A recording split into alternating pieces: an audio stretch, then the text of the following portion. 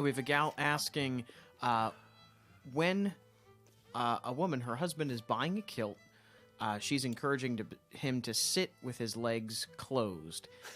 Is manspreading worse when their husband's buying a kilt and wearing it? And we're summarizing this with, how do you sit in a kilt politely? There's a reason why the camera angle cuts off at our knees. I'll start there.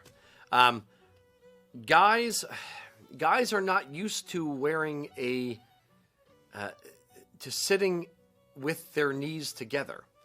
Anatomically, I'm not going to get graphic, I promise. Anatomically, manspreading is a thing to a degree because it's not comfortable for guys to sit with our knees together. So ultimately, we sit as compact as we can, but it's not comfortable in the same way it is for a woman.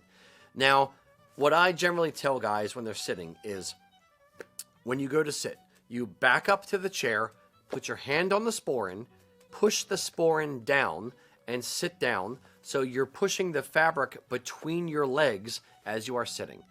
There are guys who don't follow that advice and will sit there with their, I hope I'm not flashing the camera right now, with their knees apart and the fabric taut across the front and, kind of exposing themselves to the world.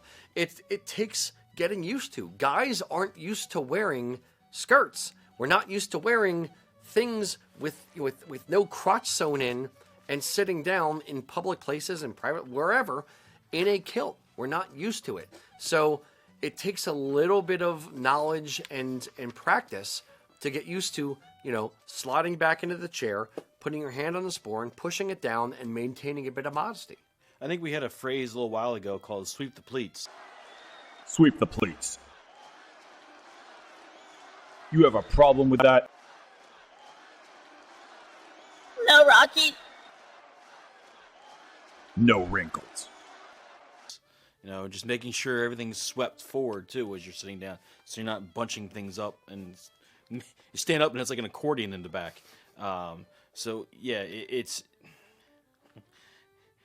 A couple times with this do funny hanging out, he's going to get told. At least you're going to tell him about it. Yeah, please, just whack him on the back of the head. Make him understand that, or just wear underwear. Yeah. You want to make sure you're maintaining some modesty. You're not scaring the kids or grandma. You want to maintain some modesty while wearing a kilt. You just have to be cognizant of your surroundings, cognizant of how you're sitting, how you're carrying yourself, or what you're carrying and exposing. So it takes a bit of practice. Point it out to them. It's because we are not used to, as guys, we are not used to wearing kilts. We're not used to doing it a certain way. It just takes a bit of practice. Once you have it down, once you wear a kilt on a daily basis or a quasi-regular basis, you'll figure it out. It just takes a little bit of prodding to make sure that we're, maintaining the modesty. Yeah, and you said before. I think you said before that sporran definitely helps with that. Yeah, especially if you're wearing a sporran. If you're not wearing a sporran, then it's usually it's a push down on the front apron too, just to kind of get that to settle in the groove.